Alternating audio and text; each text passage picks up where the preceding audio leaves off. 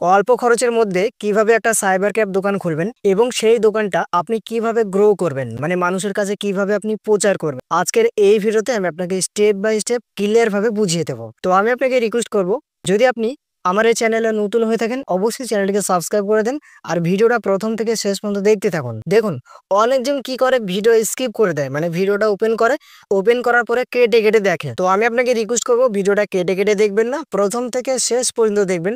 আশা করি আপনি এই ভিডিওটা থেকে কিছু না কিছু একটা নিয়ে যেতে পারবেন। তো চলুন আজকের ভিডিওটা আমি শুরু করে দিই। যদি আমরা একটা সাইবার ক্যাফ দোকান খুলতে চাই অল্প খরচের মধ্যে, মানে অল্প পয়সার মধ্যে, তাহলে আপনাকে কি করতে হবে, পাঁচটা জিনিস আপনাকে মাথায় থাকতে হবে। ঠিক আছে, পাঁচটা জিনিস যদি আপনার মাথায় থাকে আর এই পাঁচটা জিনিস যদি আপনি মাথায় রেখে কাজ করেন, তাহলে আপনার দোকানটা 100% 100 গ্রো হবে। এটা আমি আপনাকে পুরো গ্যারান্টি দিলাম। তো চলুন সেই পাঁচটা জিনিস কি কি আমি আপনাকে একটা একটা করে বলি আর বুঝিয়ে দিই।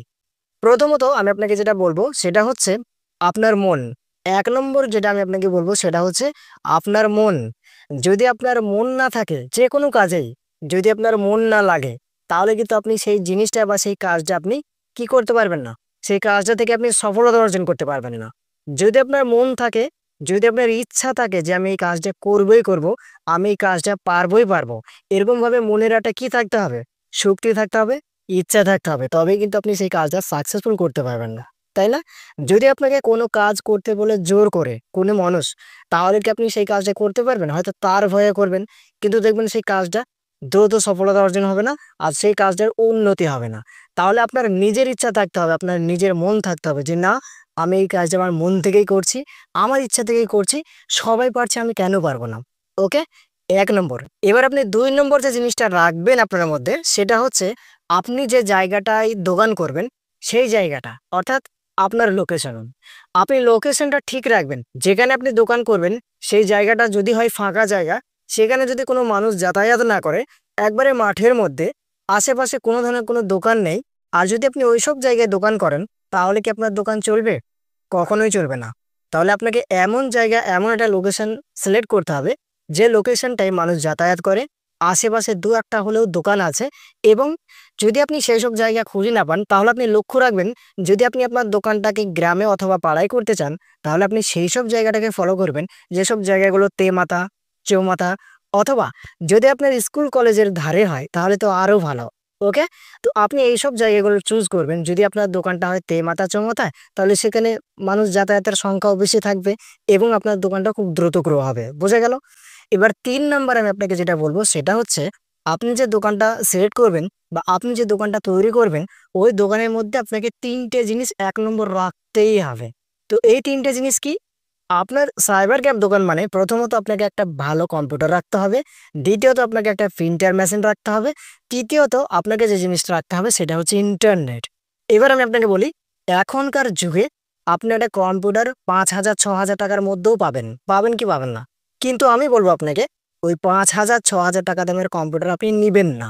এমনও হতে পারে হয়তো আপনি একটা অফিসিয়ালি কাজ করতে যাচ্ছেন, সেই কাজটাই ঠিকঠাক মতো করে হচ্ছে না, কাস্টমার এসে দাঁড়িয়ে থাকছে, এরকম ধরনের কম্পিউটার আপনি নেবেন না।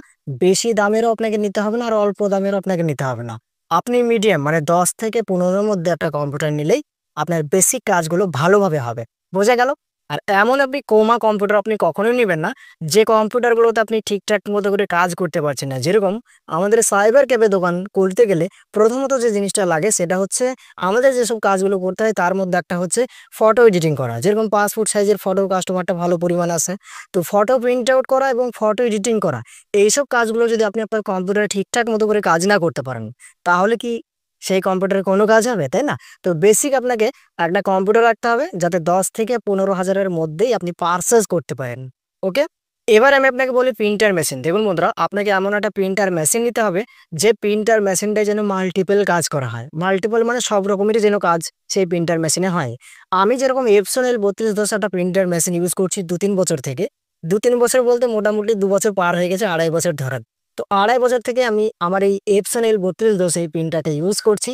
এটাতে সব রকম কাজ হয়, যেরকম জেরক্সও হয়, আবার প্রিন্ট আউটও হয়, আবার স্ক্যানও হয়, ভালো পরিমাণ পাসপোর্ট সাইজ ফটো এডিটিং করা হয় এবং সুন্দর কোয়ালিটিতে প্রিন্ট হয়। তো আপনি এরকম ধরনের একটা প্রিন্টার মেশিনও নিতে পারেন। নতুন অবস্থায় অনেকজন কি করে, প্রিন্টার মেশিন আলাদা করে নেয়, জেরক্স মেশিন আলাদা করে নেয়, এতে ভালো পরিমাণ খরচা করে। তো আপনি নতুন অবস্থায় এতটা খরচা করার আপনার দরকার নেই, একটা নর্মাল প্রিন্টার মেশিন নিলেই হবে। তখন আপনি আস্তে আস্তে প্রিন্টার মেশিনটা ভালো নেওয়ার চেষ্টা করবেন কাস্টমার হিসাবে। বোঝা গেল? এবার যেটা আমি আপনাকে বলবো সেটা হচ্ছে ইন্টারনেট। দেখুন ইন্টারনেটটাও কিন্তু অনেক গুরুত্বপূর্ণ। যদি আপনার দোকানে ইন্টারনেটের স্পিড না থাকে, এবার দেখা যাচ্ছে একটা কাস্টমার আপনার দোকানে আসলো আধার কার্ড ডাউনলোড করার জন্য বা একটা বিদ্যুৎ বিল পেমেন্ট করার জন্য অনলাইনে। এবার ওই টাইমে যদি আপনার দোকানে স্পিড না থাকে নেটের, তাহলে আপনি কাজটা কিভাবে করবেন? স্লো ভাবে আস্তে আস্তে করবেন। আর কাস্টমার দোকানে আসা মানেই দেখবেন প্রায় কাস্টমার বলে তার যদি তাড়া না থাকে, তার যদি ইমার্জেন্সি না থাকে, তারপরেও সে বলবে যে আমার কাজটা একটু তাড়াতাড়ি করে দিন তো, আমার এইটা দরকার আছে, ওটা দরকার আছে, এখানে যেতে হবে, ওখানে যেতে হবে। অনেক ধরনের কাস্টমার এরকম আছে। তো আপনাকে কি করতে হবে? ফাস্ট কাজ করে দিতে হবে, তাই না? তো নেটের স্পিড যদি কম থাকে তাহলে আপনি ফাস্ট কিভাবে কাজ করবেন? যার জন্য আপনাকে নেটের স্পিডটাও ভালো পরিমাণ রাখতে হবে, যাতে একটা কাস্টমার দ্রুত কাজটা পায় এবং আপনি সেই পরিমাণে সেবা দিতে পারেন। তাহলে এটাও আপনি বুঝতে পেরে গেলেন যে আপনার নেটের স্পিডটাও ভালো থাকতে হবে। এবার আমি আপনাকে যেটা বলবো সেটা হচ্ছে আপনার কাজ করার ধরন। আপনি আপনার দোকানে কি কাজ করবেন? তো চলুন আমি বলি। প্রথমত একটা অনলাইনের দোকানে বা একটা সাইবার ক্যাফ দোকানে প্রথমত যে বেসিক যে কাজগুলো হয় সেগুলো হচ্ছে ফটো প্রিন্ট আউট করা, স্ক্যান করা, পিডিএফ প্রিন্ট আউট করে বার করা। হয়তো কোনো একটা কাস্টমার আপনার দোকানে আসলো এবং একটা পিডিএফ আপনাকে পাঠালো এবং বললো যে এই পিডিএফটাকে আমাকে প্রিন্ট করে দিন, আমাকে বার করে দিন। এই কাজগুলো কি হয়? বেসিক হয়। এবং একটা কাস্টমার আপনার দোকানে আসলো ফটো তোলার জন্য, যে আমাকে একটা পাসপোর্ট সাইজ ফটো বার করে দিন তো, আমাকে 4 কপি ফটো বার করে দিন তো, আমাকে 2 কপি ফটো বার করে দিন তো। এরকম ধরনের কাস্টমারগুলো কি হয়? বেশিরভাগ আসে সাইবার ক্যাফ দোকানে অথবা মোবাইল রিচার্জ, জেরেক্স। তাহলে এই কাজগুলো আপনাকে ভালো পরিমাণ করতে হবে, ভালোভাবে জানতে হবে। ওকে, এই কাজগুলোর জন্য আপনি টুকিটাকি করতে পারবেন। এছাড়াও আমার এই চ্যানেলে Photoshop related, photo editing related, document editing related এরকম ধরনের ভিডিও প্রচুর আছে আমার এই চ্যানেলে। যদি আপনি নতুন হয়ে থাকেন চ্যানেলের ভিতরে গিয়ে দেখতে পারেন একটা একটা করে, প্রত্যেকটা ভিডিও মূল্যবান ভিডিও, আপনারা দেখলেই শিখে যাবেন। ওকে, তো আমি আপনাকে যেটা বললাম সেটা হচ্ছে আপনি যে কাজগুলো করবেন, যেরকম জেরক্স করবেন, ফটো প্রিন্ট আউট করবেন, ডকুমেন্ট প্রিন্ট আউট করবেন, এরকম ধরনের কাজগুলো আপনি বেসিকভাবে করবেন। এবং যদি আপনি মোবাইল রিচার্জ করেন, মোবাইল রিচার্জ করবেন।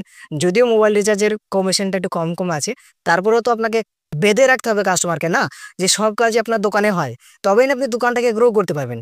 দেখুন প্রথমের দিকে, শুরুর দিকে আপনাকে লাভ দেখতে গেলে হবে না, লাভও হবে লসও হবে, ব্যবসা মানে তো এরকমই, তাই না? তো আপনাকে প্রথমত দর্শকগুলোকে আপনাকে কি করতে হবে? সাজিয়ে নিতে হবে। আপনাকে একের পর এক আপনাকে মানে সিলেক্ট করে রাখতে হবে, কাস্টমার এটা বুঝতে পারে যে আপনার দোকানে সবকিছু হয়। ওকে, তাহলে এই জিনিসগুলো আপনি অবশ্যই করবেন। এর পাশাপাশি যে কাজগুলো আপনি করবেন সেটা হচ্ছে অফিসিয়ালি অথবা অনলাইনের কাজ।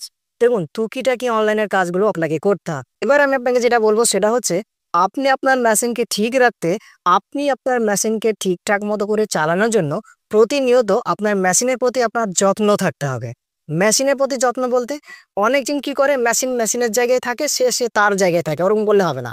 মেশিনের সঙ্গেও লেনদেন করতে হবে। মেশিনের সাথে লেনদেন বলতে হয়তো যদি আপনার একটা প্রিন্টার মেশিন থাকে তাহলে প্রিন্টার মেশিনটা ভালোভাবে দেখতে হবে যে প্রিন্টার মেশিনের কালি কোনটা কম আছে, কোনটা বেশি আছে, কোনটাতে কালি লাগবে। তো ওইভাবে আপনাকে কালিটা ঠিকঠাক ভাবে পৌঁছে দিতে হবে। এবং আপনি আপনার মেশিনগুলোকে ঠিকঠাক মতো করে পরিষ্কার করে রাখবেন, সব সময় মানে ক্লিয়ার করে রাখবেন, মুছে রাখবেন, যাতে কোনো ধুলোবালি না ঢুকতে পারে তার ভেতরে।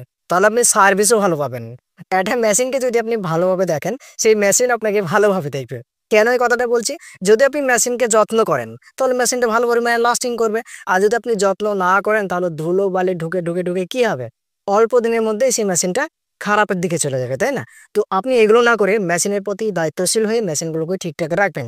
প্রথমত দোকানে আসবেন, দোকানে আসার পরে আপনার মেশিনগুলোকে আগে কি করবেন? মুছে টুছে দিয়ে তারপরে ঝাড়ু ঝুড়ু দিয়ে আপনি দোকানটাকে স্টার্ট করবেন। ওকে, প্রথমেই এসে আপনি কম্পিউটার অন করে দিলেন আর ওইভাবে বসে গেলেন, এরকম করলে হবে না। মেশিনটাকে একটু ক্লিয়ার ভাবে মুছে টুছে দিয়ে তারপর আপনি বসলেন, তারপর আপনি কাজ করলেন। ওকে, এতে আপনার দোকানটাও পরিষ্কার থাকবে।